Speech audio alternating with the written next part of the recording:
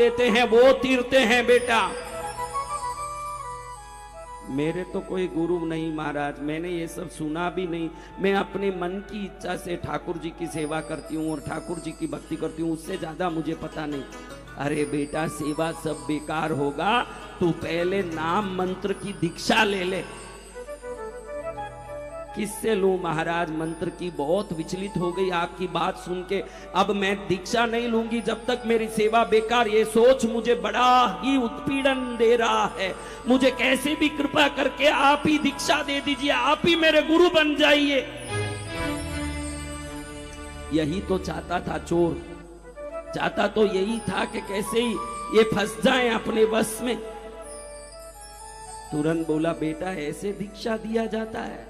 दीक्षा वो क्रिया है जिसका मिलने के बाद व्यक्ति वैकुंठ में नारायण का पार्षद बनता है, और ऐसे पार्षद बन लिए जाते हैं।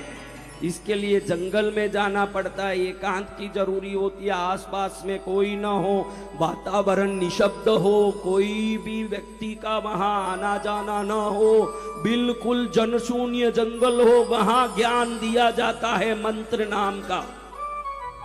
प्रभु आपको प्रणाम, जहां देना हो वहां दो, लेकिन जल्दी मुझे नाम मंत्र दे दो, मुझे नाम मंत्र लेना है, जल्दी से जल्दी नाम लेना है। तो फिर तो जंगल में आना पड़ेगा बेटा। तू तो राजकुमारी है, तेरे पीछे पहरेदार बाहर खड़े हैं तुझे घर ले जाने, राजमहल में ले जाने। तू जंगल में आएगी, वो सब आपके साथ और गई। पहरेदारों को बोला सावधान, कोई मेरे पीछे आज नहीं आएगा, ये राजकुमारी का आदेश है, तुम में कोई मेरे पीछे नहीं आओगे, मैं अकेली जाऊंगी, जहां जाऊंगी वहां जाऊंगी, तुम मेरे पीछे मत आना और मेरी चिंता मत करना। अब राजकुमारी का आदेश है, कौन क्या करे महाराज। सब शांत बैठ गए। इधर चोर बड़ा खुश कि देखो अपना उपाय कैसे सफल हुआ। अपने षड्यंत्र में राजकुमारी फंस गई, पूरे गहने निकाल लूंगा, इसको एक वृक्ष में बांध दूंगा, पड़ी रहेगी, कहीं मेरा काम सफल हो जाएगा। इतने मोती हीरे पन्ना पुखराज से भरा, मानक से बड़ा गहना जब मिलेगा, मेरी 7 पीढ़ी तिर जाएगी इसको बेच के। धीरे धीरे चोर नगर से इसको बाहर ले जा रहा है। छन छन छन छन राजकुमारी के पायल के आवाज के सिवाय कोई आवाज वहां सुनाई नहीं दे रही, और वहां धीरे धीरे बाहर गई। घनघोर जंगल में प्रवेश किया चोर ने, क्योंकि कोई देख लेगा ये तो स्वयं राजकुमारी है, अगर कोई पकड़ेगा तो दंड ऐसे मिलेगा जो मृत्यु दंड ही होगा, और ये दंड प्राप्त करके तो जो लेना चाहिए वो तो कहीं गया और देने का पड़ जाएगा। इसलिए धीरे से जंगल में ले गया महाराज। घोर जंगल में गया, जिस अंधकार में सफेद बैल गाय भी दिखना मुश्किल हो, ऐसे जंगल में ले जाके पहले तो कहा इसको कि इस नाम दीक्षा क्रिया में बैठी तुझे वृक्ष में बांधना पड़ता है, तेरी अनुमति है? आपको कोई जंगल में ले जाने बोले तो आप क्या जाओगे महाराज? जाओगे? हाँ, भक्ति अंधी होती है। भक्ति में ज्ञान लगाओगे तो आपका ज्ञान ही ईश्वर प्राप्ति में रोड़ा बन जाएगा, और भक्ति श्रद्धा कर लोगे, संसार भले ही आपको ठगने आए, ये ठगने वाले संसार में भी जो ठग जाता है उसको देख के प्रभु पसीज जाते हैं, कृपामय हो जाते हैं, उनका ही कल्याण होता है। जो संसार में भोले लोग हैं, होशियारों के लिए प्रभु नहीं है, जो भोले हैं उन्हीं के प्रभु हैं, इसीलिए वो भोलेनाथ हैं। क्या है? हाँ, कोई आपने 33 करोड़ देवता में एक देवता का नाम सुना, होशियार नाथ? हाँ, टेढ़े नाथ कोई सुना? टेढ़े नाथ, टेढ़ों के नाथ, होशियारों के नाथ। नाथ भोलों के होते हैं, खुद भी भोले, और भोलों के टोले के नाथ होने से भोलेनाथ हो गए महाराज। होशियारों के कोई नाथ नहीं होते, वो भोलों के नाथ होते हैं। अब इसको वो पूछ रहा बांधू क्या वृक्ष से? वो बोले सहर्ष बांधो आप तो, मुझे तो तुरंत नाम दे दो, मैं नाम के बगैर तड़प रही हूं। किधर तड़प रही हूं? मुझे ये दे दो, वो दे दो। मिलेगा वही जो आपकी योग्यता से मिलेगा। इसलिए पूजा पाठ तब करने वाले मेरे भक्तों, अपने पूजा पाठ पर विश्वास रख रहे हो, बहुत अच्छी बात है, लेकिन आपकी आचरण की योग्यता जब सत्व होगी, श्रेष्ठ होगा, सत्व गुण युक्त होगा, ब्रह्मा जी को स्वयं मुंह से कहना पड़ेगा कि विभीषण तुझे मैं अमरत्व का वरदान देता हूं। हाँ, बिन मांगे मोती मिले, मांगे मिले ना, मांगे मिले ना भीख। हाँ, कुंभकर्ण को सोने का वरदान मिल गया, रावण को मनुष्य और अन्य प्राणियों के सिवाय बाकी सबसे अवध्य होने का वरदान मिल गया। कृष्ण जी के उनके धर्म आचरण और श्रेष्ठता योग्य अमरत्व का वरदान मिल गया। आप क्या कर रहे हो ये महत्व नहीं है। मैं घड़ी घड़ी ये सोचता हूं, आपको भी सोचने के लिए थोड़ा प्रार्थना करता हूं कि आप क्या क्या पूजा करते हो, कैसे कैसे व्रत करते हो, मायना नहीं रखता है। आपका आचरण और विचारधारा कैसी है, ईश्वर के घर में यही मायना रखता है ज्यादा। अगर विचारधारा और आचरण शास्त्रोक्त है तो निश्चित ही ईश्वर कृपा में कोई संदेह नहीं है।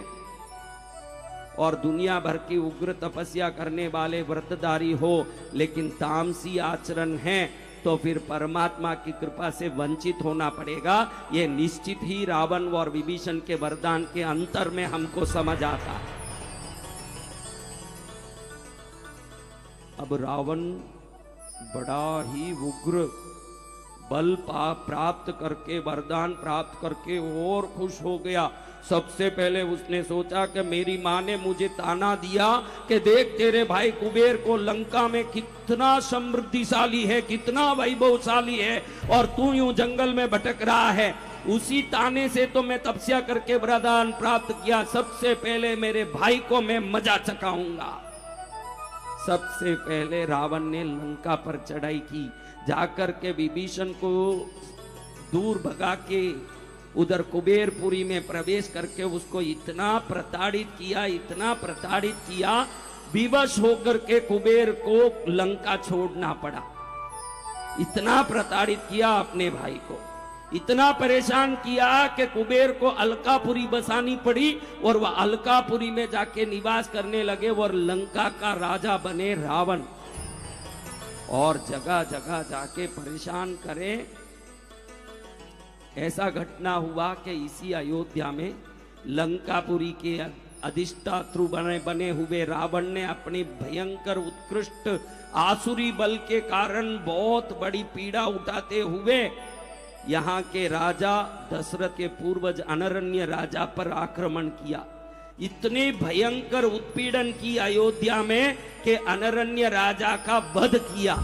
अयोध्या में रावण ने मरते हुए अनरण्य चक्रवर्ती ने श्राप दिया कि हे दशरथ, उत्पन्न होने वाले कुल पर पीड़ा करने वाले रावण, तेरा अंत मेरे ही कुल में आने वाला एक दिव्योत्तम पुरुष तेरा अंत करेगा, ये मेरा श्राप है। ऐसे यहां पर श्राप देके अनरण्य राजा ने रावण को श्रापित किया।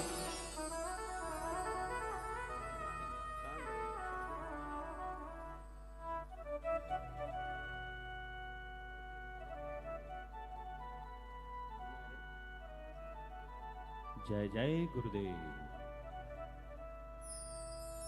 तो महाराज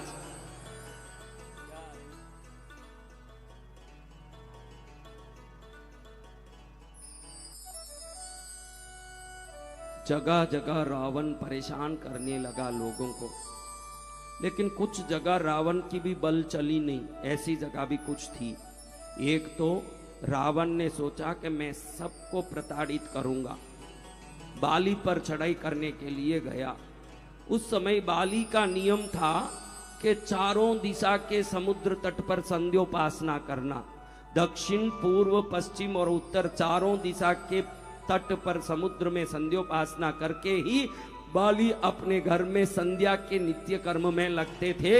इतने पराक्रमी धर्माचारी बाली के ऊपर चढ़ाई करने के लिए जब बाली के किष्किंधा में रावण ने प्रवेश किया तो देखा कि बाली तो दक्षिण समुद्र तट पर संध्योपासना करने गया, तो वहीं से दक्षिण समुद्र तट पर रावण पहुंचा।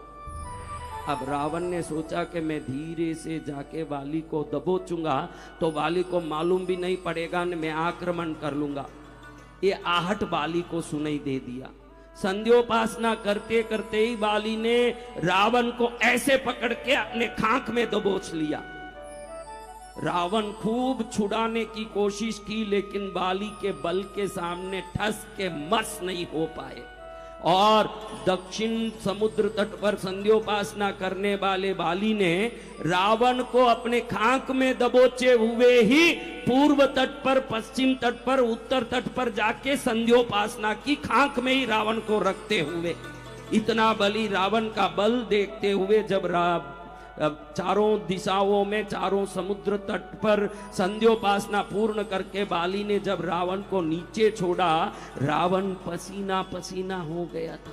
एकदम घबरा करके हाथ जोड़ के बोला, ये महाबली वानरेंद्र, समरेंद्र, चक्रेंद्र, असुरेंद्र, गरुड़ेंद्रों से भी अधिक बल रखने वाले आपके बल की इस पराक्रम पूर्ण शक्ति को देख के मेरी युद्ध करने की कांक्षा पूर्ण हुई।